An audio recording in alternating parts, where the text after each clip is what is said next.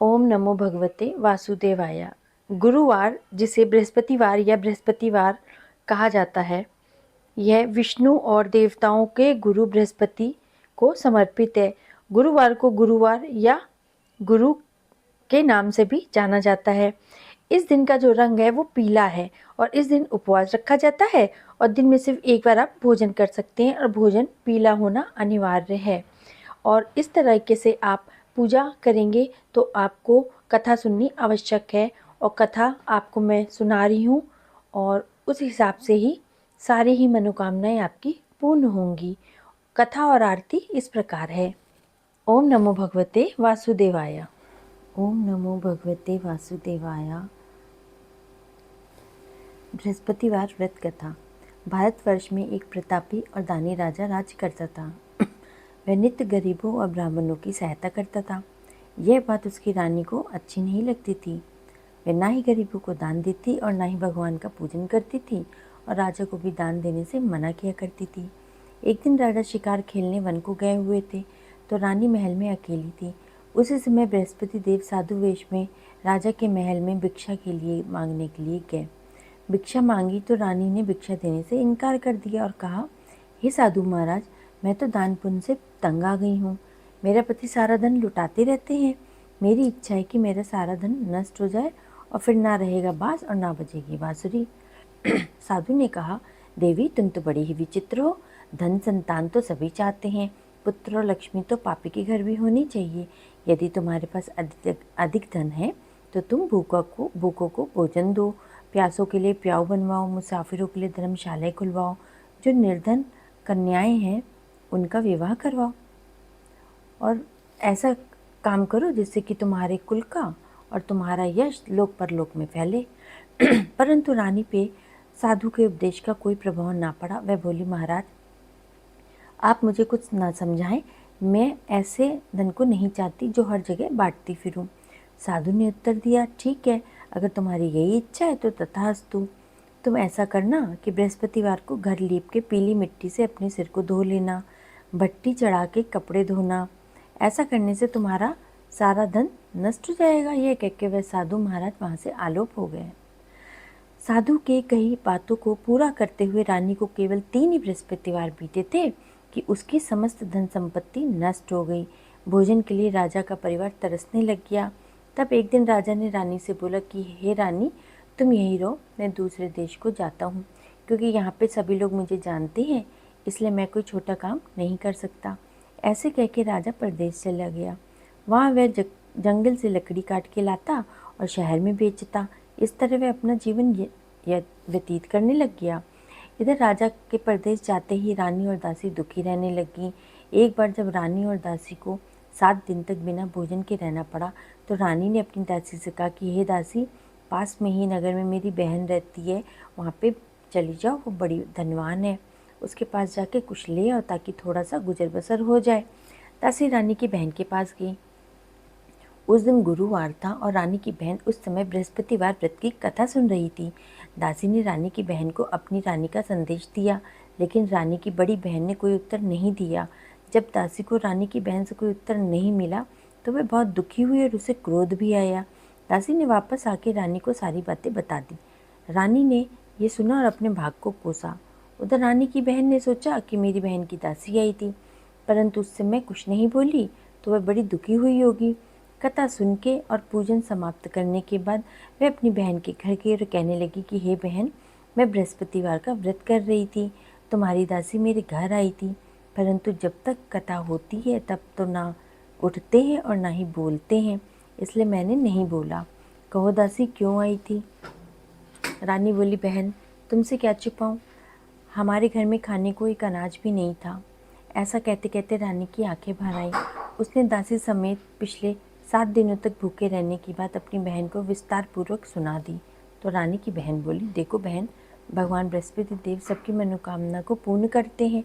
देखो, शायद तुम्हारे घर में अनाज रखा हो। पहले तो रानी को विश्वास नहीं हुआ, पर बहन के आग्रह करने पर उसने अपनी दासी को अंदर भेजा तो उसे सचमुच अनाज से भरा हुआ एक घड़ा मिल गया। यह देख के दासी को बड़ी हैरानी हुई। दासी ने रानी से आके बोला, हे रानी, जब हमको भोजन नहीं मिलता तो हम व्रत ही तो करते हैं, इसीलिए क्यों ना हम इनसे व्रत और कथा की विधि पूछ लें ताकि हम भी व्रत कर सकें। और रानी की बहन ने अपनी बहन से बृहस्पतिवार व्रत के बारे में पूछा तो उसकी बहन ने बताया कि बृहस्पतिवार के व्रत में चने की दाल और मुनक्के से विष्णु भगवान जी का केले की जड़ में पूजन करते हैं तथा दीपक जलाते हैं। व्रत की कथा को सुनते हैं अथवा सुनाते हैं और पीला भोजन ही करें। इससे बृहस्पति देव प्रसन्न होते हैं। व्रत और पूजन की विधि बता के रानी की बहन अपने घर लौट गई। 7 दिन के बाद जब फिर से गुरुवार आया तो रानी और दासी ने व्रत रखा। गुड़साल में जाके चना और गुड़ लेके आ गई। फिर उससे केले की जड़ और भगवान विष्णु जी की पूजा की। अब पीला भोजन कहाँ से लेके आए, इस बात को लेके दोनों बहुत दुखी थी। चूँकि उन्होंने व्रत रखा था तो बृहस्पति देव उनसे प्रसन्न थे, इसीलिए वे एक साधारण व्यक्ति का रूप धारण करके 2 थालों में सुंदर पीला भोजन लेकर के आए और दासी को दे दिया। भोजन पाके दासी प्रसन्न हुई और फिर रानी के साथ मिलकर भोजन को ग्रहण किया। उसके बाद वे सभी गुरुवार का व्रत और पूजन करने लगी। बृहस्पतिवार भगवान की कृपा से उनके पास फिर से धन संपत्ति आ गई, परंतु रानी फिर से पहले की तरह आलस्य करने लगी। तब दासी बोली, देखो रानी, तुम पहले भी इसी प्रकार आलस्य करती थी। तुम्हें धन रखने में कष्ट होता था, इस कारण से सभी धन भी नष्ट हो गया था। अब जब भगवान बृहस्पति की कृपा से धन मिला है तो तुम फिर आलस कर रही हो। रानी को समझाते हुए दासी कहती हैं कि बड़ी ही मुसीबतों के बाद हमने ये धन पाया है, इसलिए हमें दान पुण्य करना चाहिए, भूखे मनुष्यों को भोजन कराना चाहिए, हमको सारे अच्छे शुभ कार्यों में ये धन को लगाना चाहिए, जिससे कि कुल का यश बढ़ेगा और स्वर्ग की प्राप्ति होगी, पितृ प्रसन्न होंगे। दासी की बात मान के रानी ने अपना धन शुभ कार्यों में खर्च करना शुरू कर दिया, जिससे कि पूरे नगर में उसका यश फैलने लग गया। एक दिन राजा दुखी होकर जंगल में एक पेड़ के नीचे आसन जमा के बैठा हुआ था। वह अपनी दशा को याद करके व्याकुल हो उठा। बृहस्पति देव को जैसे ही ये सब देखा उन्होंने तो एकाएक उसके सामने प्रकट हुए। एक निर्जन वन में वो साधु वेश में वहाँ पे आए। लकड़हारे के सामने आके बोले, हे लकड़हारे, तुम इस सुनसान जंगल में चिंतामग्न क्यों बैठे हो? तो लकड़हारे ने दोनों हाथ जोड़ के प्रणाम किया और उत्तर दिया कि हे प्रभु, आप सब जानते हैं, मैं आपसे क्या कहूँ। ये कह के रोने लगा और साधु को अपनी आत्मकथा सुना दी। महात्मा तो स्वभाव से ही दयालु होते हैं। तो वो बोले, तुम्हारी स्त्री ने बृहस्पति के दिन बृहस्पति भगवान का निरादर किया था, जिसके कारण रुष्ट होकर उन्होंने तुम्हारी ये दशा कर दी। अब तुम चिंता को दूर करके मेरे कहने पे चलो तो तुम्हारे सब कष्ट दूर हो जाएंगे। भगवान पहले से भी अधिक तुम्हें संपत्ति देंगे। तुम बृहस्पति के दिन कथा किया करो, 2 पैसे के चना मुनक्का लाओ और उसका प्रसाद बनाओ और शुद्ध जल से लोटे में शक्कर मिला के अमृत तैयार करो। कथा के पश्चात अपने सारे परिवार और सुनने वाले प्रेमियों में अमृत व प्रसाद को बांटो और अपने खुद भी ग्रहण करो। ऐसा करने से भगवान तुम्हारी सारी मनोकामनाएं पूर्ण करेंगे। साधु के ऐसे वचन सुन के लकड़हारा बोला, हे प्रभु, मेरे पास लकड़ियाँ बेच के इतना पैसा भी नहीं मिलता है जिससे कि मैं भोजन के उपरांत कुछ बचा सकूं। मैं रात्रि में अपनी पत्नी को व्याकुल देखा था, मेरे पास कुछ भी नहीं है जिससे कि मैं उनकी खबर मंगा सकूं। साधु ने कहा, हे लकड़हारे, तुम किसी बात की चिंता मत करो। बृहस्पति के दिन तुम रोजाना की तरह ही लकड़ियाँ लेके शहर जाओ। तुमको रोज से 2 गुना धन प्राप्त होगा, जिससे तुम भली भांति भोजन भी कर लोगे और बृहस्पति देव की पूजा का सामान भी ले आओगे। इतना कह के साधु अंतर्ध्यान हो गए और धीरे धीरे जब समय बीतने लग गया तो फिर से वही बृहस्पतिवार का दिन आ गया। लकड़हारा जंगल से लकड़ी काट के किसी शहर में बेचने गया। उसे उस दिन से अधिक धन प्राप्त हुआ। राजा ने चना गुड़ आदि लाके गुरुवार की व्रत किया। उस दिन से उसके सभी क्लेश दूर हो गए। परंतु जब दोबारा गुरुवार का दिन आया तो बृहस्पतिवार का व्रत करना वह भूल गया। इस कारण बृहस्पति भगवान नाराज हो गए। उस दिन उस नगर के राजा ने एक विशाल यज्ञ का आयोजन किया था और शहर में यह घोषणा करा दी थी कि कोई भी मनुष्य अपने घर में भोजन न बनावे, न आग लगावे, समस्त जनता यहाँ पे भोजन करने आवे। इस आज्ञा को जो ना मानेगा उसको फांसी दे दी जाएगी। इस तरह की घोषणा पूरे नगर में उसने करवा दी। राजा की आज्ञा अनुसार शहर के सभी लोग भोजन करने गए, लेकिन लकड़हारा कुछ देर से पहुंचा, इसलिए राजा उसको अपने साथ घर लिवा ले गए और ले जाके भोजन करा रहे थे तो रानी की दृष्टि उस खूंटी पे पड़ी जिस पे उसका हार टंगा हुआ था। वह वहाँ पे हार उसको नहीं दिखाई दिया तो रानी ने निश्चित कर लिया कि मेरा हार इस मनुष्य ने चुराया है। उसी समय सिपाहियों को बुलवा के उसने उसको कारागार में डलवा दिया। जब लकड़हारा कारागार में पड़ गया तो बहुत दुखी होकर विचार करने लग गया कि ना जाने कौन से पूर्व जन्म के कर्म से मुझे यह सब दुख प्राप्त हुआ है, और उसे साधु को याद करने लग गया जो जंगल में मिले थे। उसी समय तत्काल बृहस्पति देव साधु के रूप में प्रकट हुए और उसकी दशा को देख के कहने लगे कि हे मूर्ख, तूने बृहस्पति देव की कथा नहीं करी, इस कारण तुझे दुख प्राप्त हुआ है। अब चिंता मत कर, बृहस्पति देव के दिन वो बड़े ही दयालु हैं। तुमने जो भी गलतियां की थी उसके लिए वो तुम्हें क्षमा देंगे। इस प्रकार से तुम व्रत करो, चिंता मत करो। बृहस्पतिवार के दिन कारागार के दरवाजे पे 4 पैसे पड़े मिलेंगे, उनसे तुम बृहस्पति देव की पूजा करना तो तुम्हारे सभी कष्ट दूर हो जाएंगे। बृहस्पति के दिन उसे 4 पैसे पड़े मिले। लकड़हारे ने कथा कही और उस रात्रि को बृहस्पति देव ने उस नगर के राजा के स्वप्न में जाके कहा, हे राजा, तुमने जिस आदमी को कारागार में बंद किया है वह निर्दोष है, वह राजा है, उसे छोड़ देना। रानी का हार उसी खूंटी पे टंगा है। अगर तुम ऐसा नहीं करोगे तो मैं तुम्हारे राज्य को नष्ट कर दूंगा। इस तरह रात्रि के स्वप्न को देख के राजा प्रातःकाल उठा और खूंटी पे हाथ देख के लकड़हारे को बुला के क्षमा मांगी तथा लकड़हारे को योग्य सुंदर वस्त्र आभूषण देके विदा कर दिया। बृहस्पति देव की आज्ञा अनुसार लकड़हारा अपने नगर को चला गया। राजा ने जब अपने नगर के निकट पहुंचा तो उसको बड़ा आश्चर्य हुआ। नगर में पहले से अधिक बाग बगीचे, तालाब, कुएं, बहुत सारी धर्मशालाएं और मंदिर बने हुए थे। राजा ने पूछा कि ये सब किसका है, तो सब लोग कहने लगे ये सब रानी और बांदी के हैं। तो राजा को बड़ा आश्चर्य हुआ। जब रानी ने सुना कि राजा आ रहे हैं तो उसने बांदी से कहा कि हे दासी, देख राजा हमको इतनी बुरी हालत में छोड़ के गए थे, हमारी ऐसी हालत देख के वे लौट ना जाए, इसलिए तू जा दरवाजे पे खड़ी हो जा। आज्ञा अनुसार दासी दरवाजे पे खड़ी हो गई और राजा को अपने साथ लिवा लाई। फिर राजा ने रानी से पूछा कि ये सब कैसे आया है। तब रानी ने बताया कि ये सब हमें बृहस्पति देव के व्रत के प्रभाव से प्राप्त हुआ है। तो राजा ने निश्चय किया कि 7 रोज बाद तो सभी बृहस्पति देव का पूजन करते हैं, परंतु मैं प्रतिदिन दिन में 3 बार कहानी तथा रोज व्रत किया करूँगा। अब हर समय राजा के दुपट्टे पे चने की दाल बंधी रहती तथा दिन में 3 बार कहानी कहता। एक रोज राजा ने विचार किया कि चलो अपनी बहन के यहाँ हो आवे। इस तरह निश्चय करके राजा घोड़े पे सवार होकर अपनी बहन के यहाँ चलने लगा।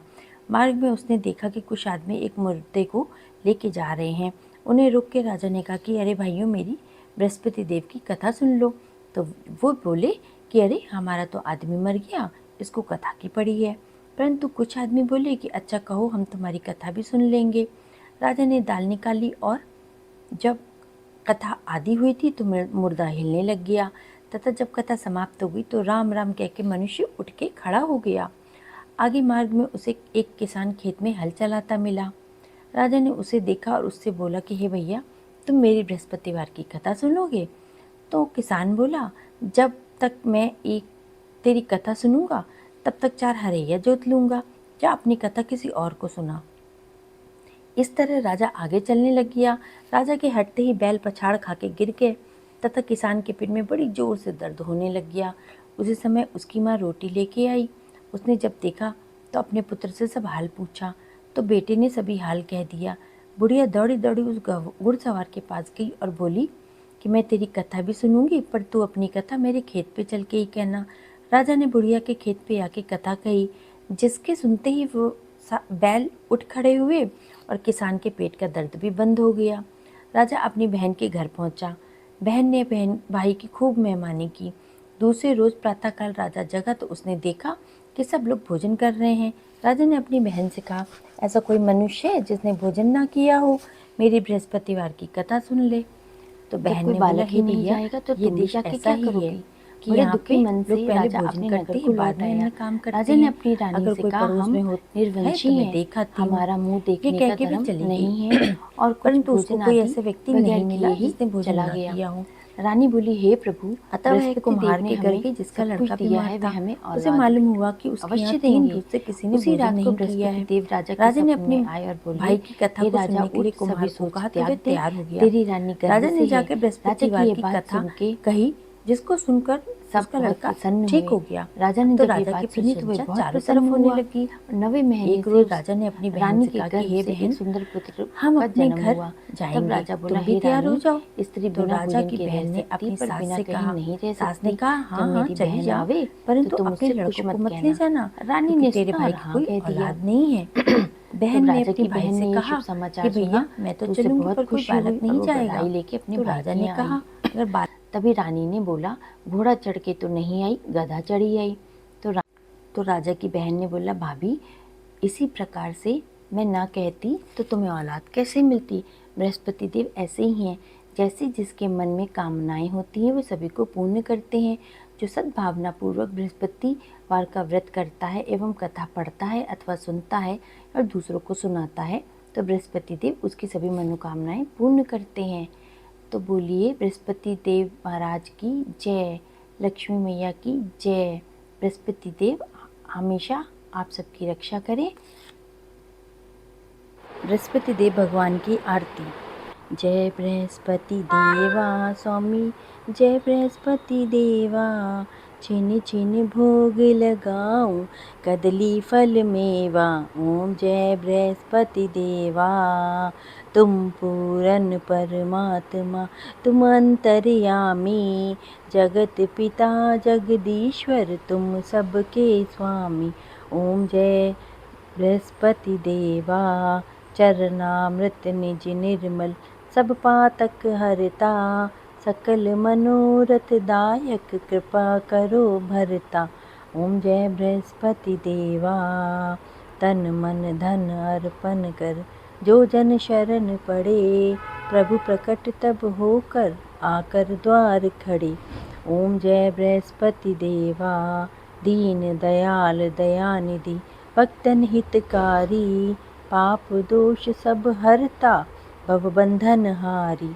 ओम जय बृहस्पति देवा, सकल मनोरथ दायक, सब संशय हारो, विषय विकार मिटाओ, संतन सुखकारी। ओम जय बृहस्पति देवा, जो कोई आरती तेरी प्रेम सहित गावे, ज्येष्ठानंद आनंद कर, सो निश्चय पावे। ओम जय बृहस्पति देवा। सब बोलो विष्णु भगवान की जय, बोलो बृहस्पति देव भगवान की जय।